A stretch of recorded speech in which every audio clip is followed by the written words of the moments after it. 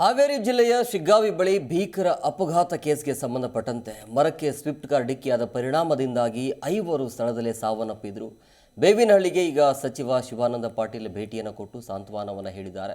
ಮೃತರ ಕುಟುಂಬಕ್ಕೆ ಸರ್ಕಾರದಿಂದ 2 ಲಕ್ಷ ರೂಪಾಯಿ ಪರಿಹಾರ ಘೋಷಣೆ ಆಗಿದೆ. ಜೊತೆಗೆ ಮೃತರ ಕುಟುಂಬಕ್ಕೆ ವೈಯಕ್ತಿಕವಾಗಿ 1 ಲಕ್ಷ ರೂಪಾಯಿ ಪರಿಹಾರವನ್ನು ನೀಡಿದರು. ಬೆಳಗ್ಗೆ ಸುಮಾರು 7 ಗಂಟೆ ಸುಮಾರಿಗೆ ಆಗಿರುವಂಥ ಭೀಕರ ಅಪಘಾತ ಇದು. ಸವಣೂರ ತಾಲೂಕಿನ ಬೇವಿನಹಳ್ಳಿ ಗ್ರಾಮದಿಂದ ಬೆಳಗಾವಿಯ ಸಂಗೊಳ್ಳಿಗೆ ತೆರಳುತ್ತಾ ಇದ್ರು ಯುವಕರು.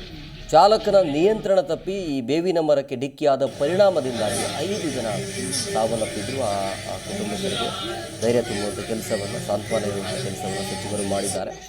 ಮೃತರ ಕುಟುಂಬಕ್ಕೆ ಈಗ ಸರ್ಕಾರದಿಂದ 2 ಲಕ್ಷ ರೂಪಾಯಿ ಪರಿಹಾರ, ಜೊತೆಗೆ ವೈಯಕ್ತಿಕವಾಗಿ 1 ಲಕ್ಷ ರೂಪಾಯಿ ಪರಿಹಾರವನ್ನು ಕೊಟ್ಟಿದ್ದಾರೆ.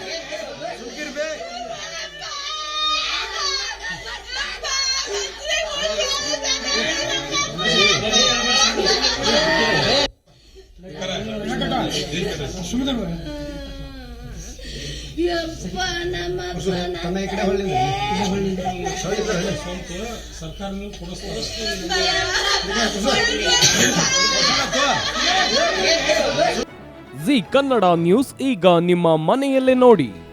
ಎಲ್ಲ ಕೇಬಲ್ಗಳಲ್ಲಿ ಈಗ ಲಭ್ಯ.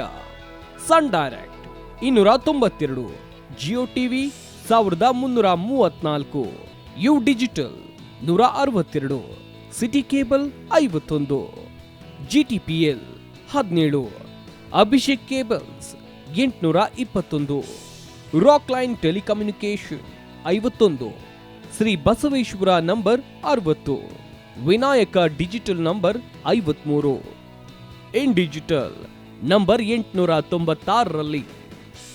ನಿಮ್ಮಿಸ್ತದ ಜಿ ಕನ್ನಡ ನ್ಯೂಸ್ ನೋಡಿ ಆನಂದಿಸಿ.